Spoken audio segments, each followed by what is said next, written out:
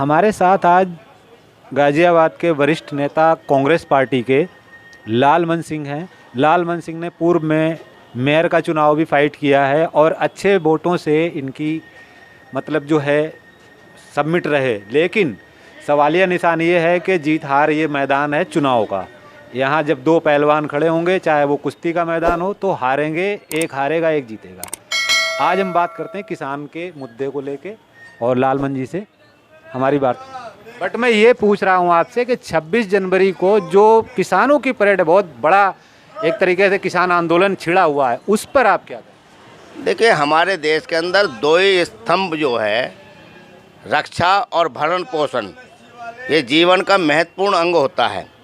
जब हमारा देश आज़ाद हुआ तो लाल बहादुर शास्त्री जी ने नारा दिया था, जय जवान जय किसान। और जवान तिरंगे पर लिपटता है और किसान हमारा भरण पोषण करता है। ये दो महत्वपूर्ण नारे जीवन के अंग हैं। उसी प्रकार जब पहले हमारा 26 जनवरी मनी रहती थी तो किसानों के द्वारा जो ट्रैक्टर थे उसी के द्वारा ही हमारा जो है 26 जनवरी का शुरुआत हुई थी। आज जिस तरीके से जो फासिस्टवादी विचारधारा के लोग बैठ गए हैं और देश के साथ धोखा दिया, इस तरीके से धोखा दिया जो जुमले छोड़े, और मतलब चाहे वो मध्यम वर्ग का आदमी था, चाहे वो किसान था, चाहे वो भ्रष्टाचार का मुद्दा हो, इतने अनेकों वायदे किए इस सरकार ने प्रलोभन देकर। वो भोली भाली जनता जो उस पर विश्वास कर गई। और सरकार की बात आप करेंगे तो सरकार का तो मसला ये है कि कांग्रेस पर भी तमाम मतलब जो है ऐसे मुद्दे हैं कि वो अगर खंगाले जाएं तो बहुत गहराई तक पहुंचना पड़ेगा। लेकिन सवालिया निशान यहाँ पर भी है। नेताजी, आप समझें, कांग्रेस पर ही आरोप लग रहा है कि कांग्रेस भड़का रही है किसानों को। ये कहना बिल्कुल गलत है। देखिए, कांग्रेस ने राज किया, हम ये कह सकते हैं कि कुछ वर्ग जो अपेक्षित रहे, लेकिन जिस तरीके से असंवैधानिक तरीके से काम किया जा रहा है, जितने भी हमारे इंस्टीट्यूशन वो संस्थाएं हैं, उन पर इस सरकार ने सब पर कब्जा कर लिया। चाहे वो इलेक्शन हो, चाहे वो न्यायालय हो, चाहे वो ईडी हो, चाहे वो कोई भी हो, प्रशासनिक जितनी भी संस्थाएं हैं, सब एक सरकार के अधीन। चाहे मीडिया भी हो, क्षमा चाहते हुए कहता हूं कि कुछ मीडिया भी लोकतंत्र की हत्या कर रही है।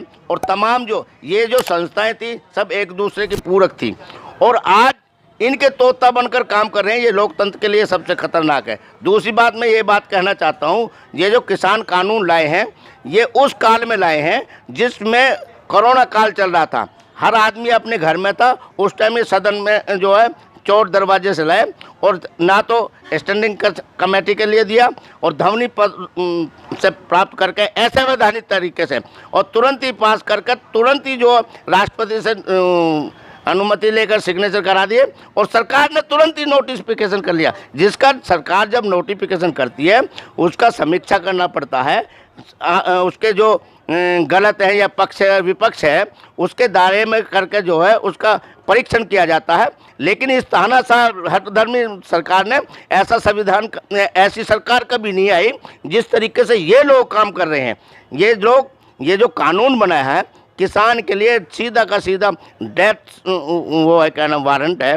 मैं एक ही बात कहना चाहता हूँ, ये किसानों के लिए ही नहीं है, ये आम मध्यम वर्ग के ठेली पटरी जो काम करने वाले हैं उनके लिए भी सबसे बड़ा खतरनाक वो है।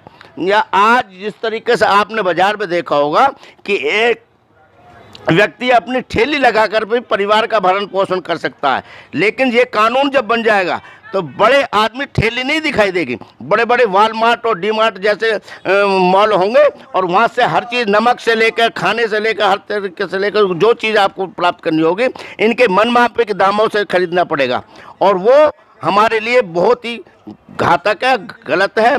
और ये किसानों का ही आंदोलन नहीं है, अब ये एक वैचारिक क्रांति होगी। सबको बढ़ चढ़ कर इसमें हिस्सा लेना चाहिए। नहीं, जैसे कि अभी जो मोदी जी ने, प्रधानमंत्री जी ने, अमित शाह ने, पूरी उनकी बैठक हुई एक तरीके से, नरेंद्र तोमर जो हैं वो मंत्री हैं, उन्होंने 1.5 साल का प्रस्ताव रख दिया कि 1.5 साल के लिए स्थगित कर देते हैं कानून, या 2 साल के लिए सपोज दैट कर देते हैं। तो किसान इस पर बिल्कुल मानने को तैयार नहीं हुए। किसानों का कहना है कि हम जाएंगे घर जाएंगे तो वापसी करा के जाएंगे। देखो, एक जब कानून बन गया तो स्थगित करने का राइट सुना है ही नहीं।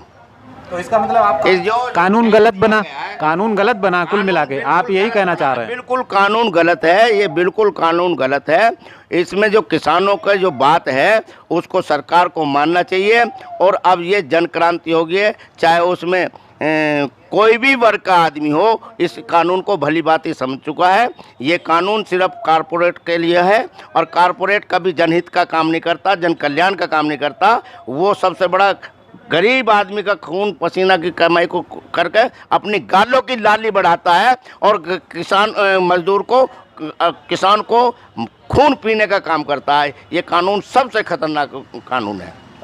वहीं पर एक और भी सवाल है मेरा कि पेट्रोल के लिए, ट्रैक्टरों के लिए ख़ास तौर से कि ट्रैक्टरों को पेट्रोल नहीं दिया जाएगा, ये भी एक प्रस्ताव पारित किया गया है। मैंने पेट्रोल पंप की वो भी लिखी हुई उस पर चस्पा हुआ देखा, तो इसके बारे में आप कुछ कहेंगे? अगर किसानों को पेट्रोल नहीं मिलता है सपोज करिए, तो वो कैसे अपनी जो है रैली कर पाएंगे? ये तो पेट्रोल का चस्पा लगाया है, इससे ही साबित हो जाता है कि जितने भी कानून हैं वो चस्पे के आधार पर वे देंगे, हमें खाना है नहीं खाना है। जो तो एक पेट्रोल है, इन्होंने तो जो है जो भोजन है वो भी अपने चस्पे के आधार पर कल को देंगे या ना देंगे। इसमें भी आप समझ सकते हैं ये हठधर्मिता, लोकतंत्र की हत्या है। क्योंकि किसान जो आज जोत करता है वो ट्रैक्टर के माध्यम से है। ये इनकी विचारधारा ये है कि फिर से ही जो बैलों पर काम करें, किसान फटेहाल हो और नया भारत बनाने का सपना जो है इसी से ही साबित हो सकता है कि नया भारत सपना किस तरीके से कर रहे हैं। पुराने तरीके से बिजली महंगी कर दी है।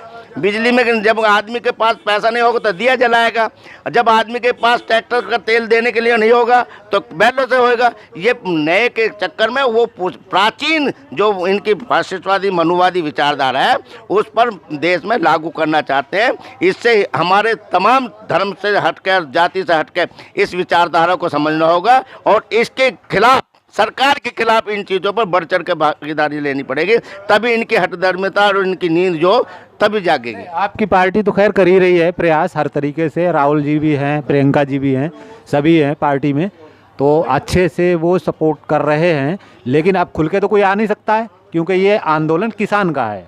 हाँ, लेकिन अपनी बात रख सकता है कोई भी। देखो, अब ये पार्टी का नहीं रहा, इन तमाम पार्टियां चाहे पक्ष में विपक्ष में है, कोई भी हैं, अब ये देश की गुलामियत की बात कर रहे हैं।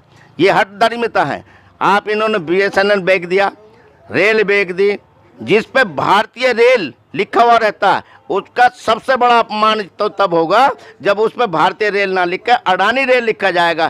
क्या हम अडानी के देश के रहने वाले हैं? हम, क्योंकि पूरे विश्व में जो हमारा देश माना जाता है तो इंडिया के नाम से माना जाता है। मैं अभी खबर करके आया हूँ गाजीपुर बॉर्डर से, तो किसान तो यहाँ तक कह रहे हैं कि अडानी और अंबानी ही चला रहे हैं देश को, प्रधानमंत्री नहीं चला रहे, वो तो नाम के हैं। बिल्कुल सत्य बोला है।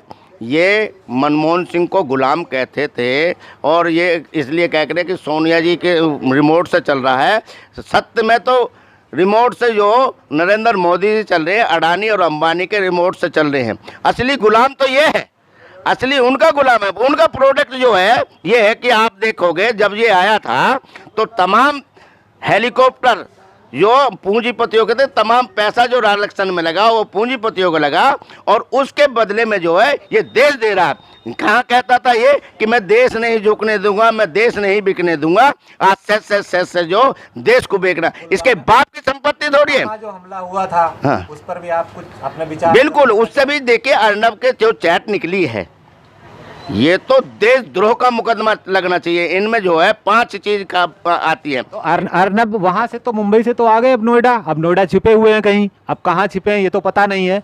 बाकी पुलिस कस्टडी में है, पुलिस उनकी सुरक्षा में है, ये ऐसा सुनने में आया है, मैं नहीं कह रहा हूँ, ये सुनने में आया है। तो उस पर भी आप कुछ देखो, एक जो नमक मिड डे मील का जो हिसाब किताब है बच्चों को दिया जाता है गवर्नमेंट की ओर से, वहाँ एक पत्रकार ने, सोशल मीडिया के पत्रकार ने नमक से खाते हुए बच्चे का बाकायदे वायरल कर दिया था। उसे UPPA में जो है बंद कर दिया। ठीक है, एक सरदार जो पुलवामा करा आतंकवादी के साथ जो है पकड़ा गया, वो जमानत पर छूटा हुआ है। जमानत पे छुटा हुआ। अर्नब जो क्या कहता है सुप्रीम कोर्ट और प्रधानमंत्री मेरी जेब में, उसका परिणाम ये होता है कि छुट्टी के दिन अर्नब को जमानत मिल जाती है और उसी की सत्ता के संरक्षण में आज जो साक्ष्य मिले हैं उस साक्ष्य के आधार पर सत्ता का ही पूरा जो है संरक्षण है। ये सरकार आज नहीं तो कल इनके खिलाफ जब काले कारने में खुलेंगे, सरकार तो आती हैं जाती हैं, आज ही इन्हें बचा सकते हैं पर आने वाला कल इनको बचा नहीं सकता। तो आपने देखा ये लालमन जी हमारे साथ थे, किसानों पर हमने बात की, जो किसान आंदोलन छेड़े हुए हैं उस पर बात की और इन्होंने अपनी प्रतिक्रिया दी है। कुल मिला के ये है कि जो भी कानून के मामले में अगर बात की जाए तो वो वास्तव में कानून गलत बना है, इसीलिए वो वापस लिया जा रहा है, ये कहना लालमन जी का है। किसानों का भी यही मानना है। राष्ट्र सत्ता इंटरनेशनल के लिए लायक हुसैन, गाजियाबाद।